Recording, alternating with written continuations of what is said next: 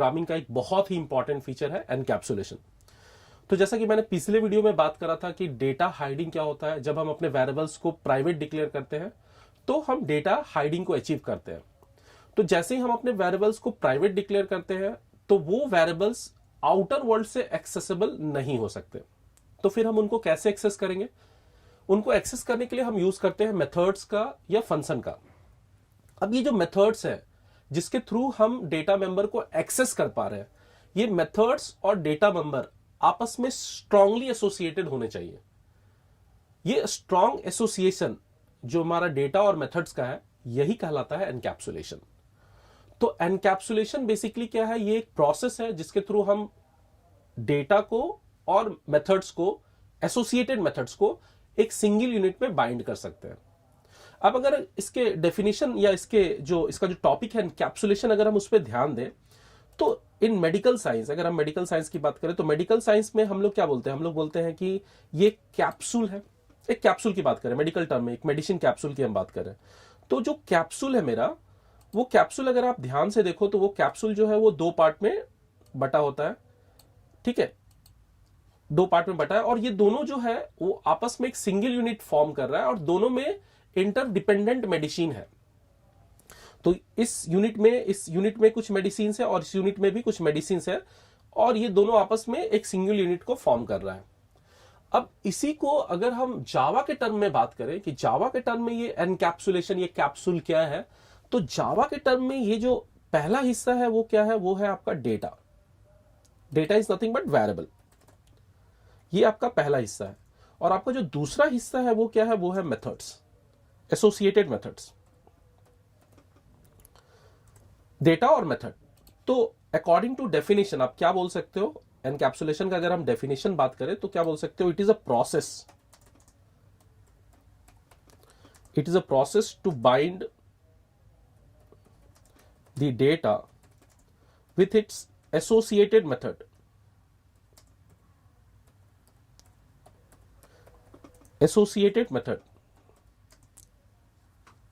in a single unit is called encapsulation.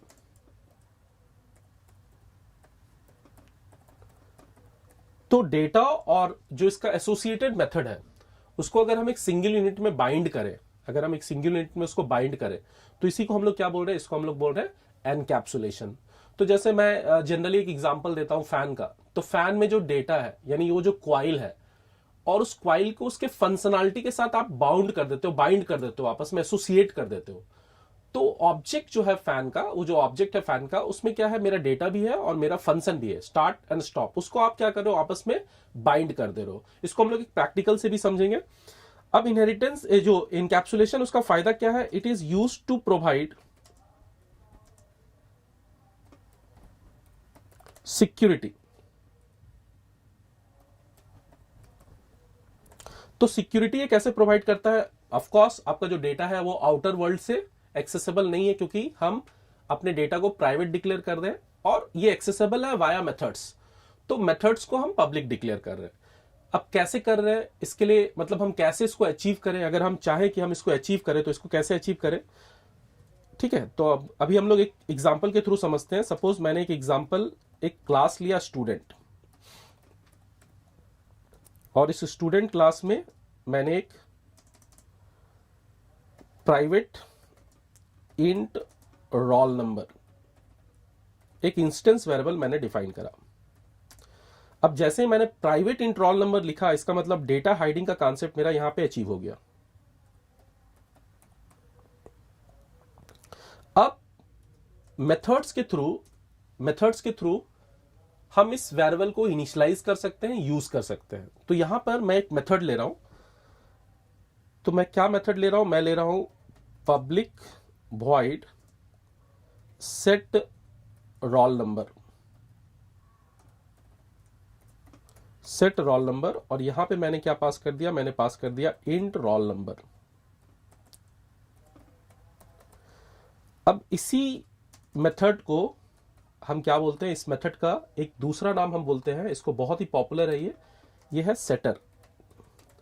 Shutter का मतलब क्या हो गया? सेटर का मतलब हो गया कि हम इसके थ्रू अपने इंस्टेंस वेरिएबल को सेट कर सकते हैं, अपने इंस्टेंस वेरिएबल को इनिशियलाइज कर सकते हैं, या अपने इंस्टेंस वेरिएबल के वैल्यू को मॉडिफाई भी कर सकते हैं बाय यूजिंग दिस सेटर।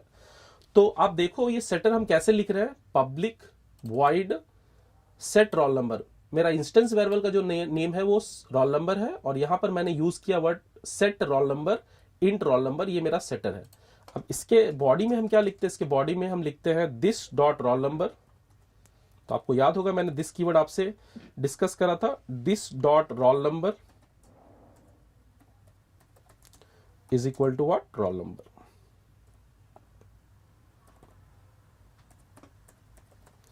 ये हो गया मेरा सेटर, जिसके थ्रू हम अपने इंस्टेंस वेरिएबल को इनिशियलाइज कर रहे हैं। अब यहां पर एक और मेथड हम लिख रहे हैं। सपोज मैंने लिखा पब्लिक वॉइड, मैं जानबूझकर वॉइड ले रहा हूं, public void get roll number, get roll number. अब जैसे हम लिखते हैं public void get roll number, तो क्या होता है, मेरा जो ये रोल नंबर है, ये इसी गेट रोल नंबर मेथड के अंदर हम इसको यूज कर सकते हैं, प्रिंट कर सकते हैं। क्योंकि गेट रोल नंबर कुछ भी रिटर्न नहीं कर रहा है। तो लेट से अगर आउटर वर्ल्ड से कोई मेरे रोल नंबर को इनिशियलाइज करना चाहे, और वो इनिशियलाइज कर दिया एक वैल्यू के थ्रू, और फिर उस वैल्यू को वो रिटर्न करना चाहे, वो वैल्यू को वो वापस लेना चाहे, तो फिर ये गेट रोल नंबर मेथड के थ्रू ये पॉसिबल नहीं है। क्योंकि इस गेट रोल नंबर का मेथड का जो रिटर्न टाइप है वो हमने क्या रखा है? वो हमने रखा है वॉइड। तो अगर हमें उस वैल्यू को रिटर्न भी चाहिए, हमें गेट करना है उस वैल्यू को, जनरली सेटर और गेटर का मेन पर्पस होता है to perform write and read operation, यानी हम इंस्टेंस वेरिएबल को राइट कर सकते हैं और हम उसको रीड भी कर सकते हैं। तो यहां पर हम इसको वॉइड ना लिखकर हम क्या लिख रहे हैं, क्योंकि मुझे रोल नंबर रिटर्न करना है और रोल नंबर जो मेरा है वो इंटीजर टाइप का है, तो हम यहां पे क्या लिख सकते हैं? हम यहां पे लिख सकते हैं इंट, और यहां पे मैंने क्या लिख दिया? यहां पे मैंने लिख दिया return suppose this dot roll number. Again this यहां पे कंपलसरी नहीं है, मतलब मैं आपको बताना चाह रहा हूं कि आप इंस्टेंस वेरिएबल को रिटर्न कर रहे हो, दिस डॉट रोल नंबर। तो ये आपका क्या कहलाएगा? ये आपका कहलाएगा गेटर। तो आप देखो, आपने एक इंस्टेंस वेरिएबल डिक्लेयर करा जिसे आपने प्राइवेट किया, तो आपने डेटा हाइडिंग अचीव करा यहां पे। और अब इस रोल नंबर को अगर आप एक्सेस करना चाहते हो, तो आपके पास कौन सा मेथड है? कौन सा सेटर मेथड है? Set roll number. और अगर इस रोल नंबर के वैल्यू को आप यूज करना चाहते हो, तो फिर आपके पास कौन सा मेथड है? आपके पास है गेट रोल नंबर। तो जो मेरा नेक्स्ट पॉइंट है वो है sir, how to apply encapsulation. How to apply encapsulation. Encapsulation को कैसे हम अप्लाई करें? How to apply encapsulation in our class, in our class. So class is an example of encapsulation. तो वहां पर हम इसको कैसे अप्लाई कर सकते हैं? तो इसको अप्लाई किया जा सकता है, सबसे पहले number 1, declare all your instance variable with private modifier, with private access modifier। अब यहां पे एक छोटा सा एक टर्म निकल के आ रहा है कि अगर आप अपने सारे इंस्टेंस वेरिएबल को प्राइवेट एक्सेस मॉडिफायर से डिक्लेयर करते हो, तो फिर उसको हम लोग बोलते हैं tightly encapsulated class. Tightly encapsulated class means आप सारे डेटा मेंबर्स को प्राइवेट डिक्लेयर करते हो। तो यहां पर आप सोच रहे होगे कि सर हम तो सारे डेटा मेंबर्स को प्राइवेट ही डिक्लेयर करते हैं, तभी डेटा हाइडिंग अचीव होता है। पर आगे चलकर हम देखेंगे कि हम किसी क्लास को डिफॉल्ट, किसी वेरिएबल्स को डिफॉल्ट भी बना सकते हैं। क्लास के अंदर हम डिफॉल्ट वेरिएबल्स भी रख सकते हैं, प्रोटेक्टेड वेरिएबल्स भी रख सकते हैं according to my requirement. But यहां पर एक छोटा सा सिंपल कॉन्सेप्ट क्या है कि अगर आपके क्लास में सारे इंस्टेंस वेरिएबल्स प्राइवेट है, तो फिर वो टाइटली एनकैप्सुलेटेड क्लास है। अगर ऐसा नहीं है तो फिर वो लूजली एनकैप्सुलेटेड क्लास है, जिसके बारे में हम लोग बाद में डिस्कस करेंगे। तो declare all your instance variable with private access modifier, और यहां पर फिर ये क्या हो जाएगा? Tightly encapsulated class.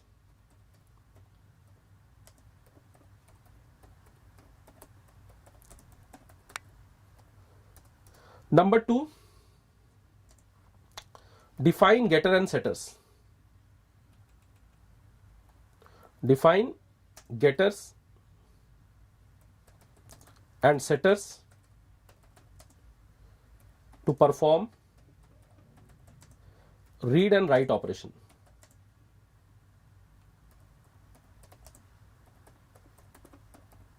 To perform read and write operation, we can define what? Getter and setter. तो उम्मीद है कि आपको एनकैप्सुलेशन समझ में आया होगा। अब इसको हम लोग एक एग्जांपल्स के थ्रू समझने की कोशिश करते हैं कि हम कैसे सेटर गेटर्स बनाएंगे, कैसे ये जो हमने क्लास स्टूडेंट बनाया, इस क्लास स्टूडेंट को हम कैसे यूज कर रहे हैं एनकैप्सुलेशन के थ्रू। तो सपोज यहां पे मैं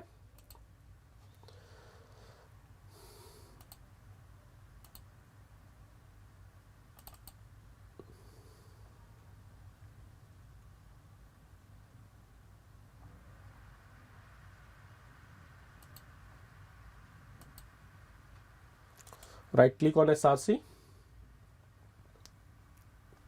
न्यू, यहां पर मैंने एक पैकेज लिया, उस पैकेज में मैंने क्या लिया? com.ravi.encapsulation।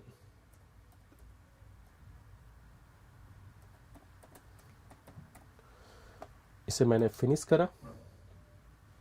अब यहां पर एनकैप्सुलेशन में मैं एक क्लास ले रहा हूं, जो मैंने एग्जांपल लिया था वही क्लास में ले रहा हूं। सपोज मेरे क्लास का नाम क्या है? स्टूडेंट। और मैंने किया finish, and to test my application मैंने एक और क्लास यहां पे लिया जिसको हम लोग एग्जीक्यूटेबल लॉजिक क्लास बोलते हैं, मेन, और यहां पे मैंने मेन मेथड एक्टिव करा। अब अगर आप ध्यान से देखो तो अगर मैं यहां पे एक वेरिएबल डिफाइन कर रहा हूं, let's say int roll number, मैंने इसे प्राइवेट डिक्लेयर नहीं करा है,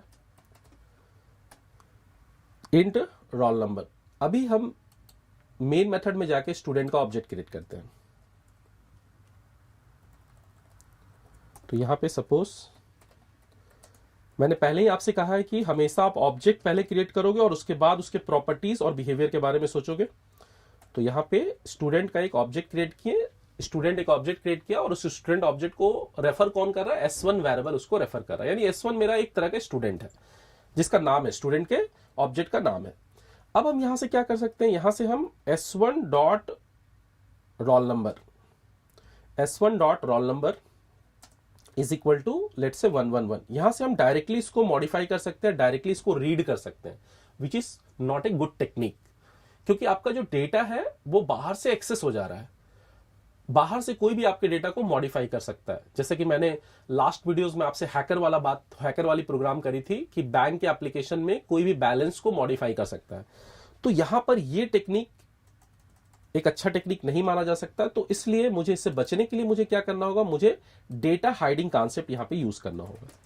तो मैंने इस इंस्टेंस वेरिएबल को क्या डिक्लेयर कर दिया? प्राइवेट। अब मुझे क्या यूज करना है?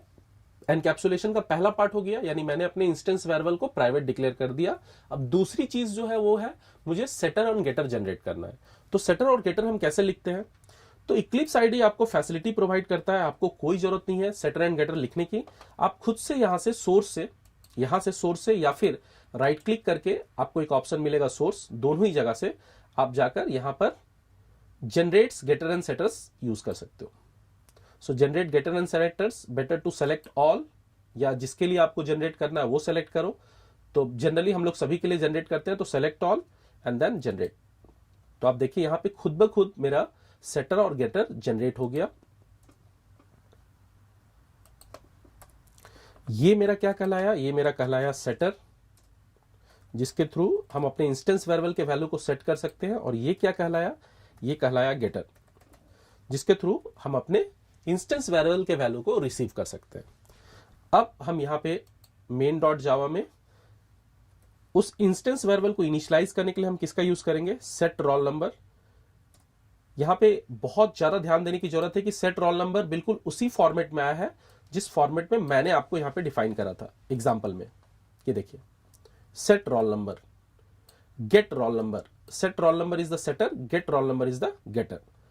तो यहां पे मेन मेथड में मैंने यहां पे सपोज पास कर दिया 111, और अब मुझे इस वैल्यू को रिसीव करना है, यानी यहां पर मेरे को इस एप्लीकेशन में उस वैल्यू को यूज करना है। तो बहुत ही सिंपल है, अगर मुझे प्रिंट करना है तो मैं डायरेक्टली क्या कर सकता हूं? मैं डायरेक्टली यहां पे लिख सकता हूं S1 dot get roll number, मुझे रोल नंबर दीजिए। और जब आप इस एप्लीकेशन को रन कराते हो तो आपका जो रोल नंबर है वो क्या है, 111 रोल नंबर मिल रहा है। अगर आपको इसके किसी वेरिएबल में स्टोर करना है सपोज, तो भी किया जा सकता है। लेट्स से आप यहां लिख रहे हो इंट रोल, जो कि मेरा लोकल वेरिएबल है, int roll is equal to what, s1 dot get roll number. फिर आप उस रोल नंबर के साथ कुछ डेटा मैनिपुलेशन करना चाहते हो, कुछ कंडीशन चेक करना चाहते हो, तो ये भी पॉसिबल है, और यहां पर आप इस रोल को प्रिंट कर सकते हो।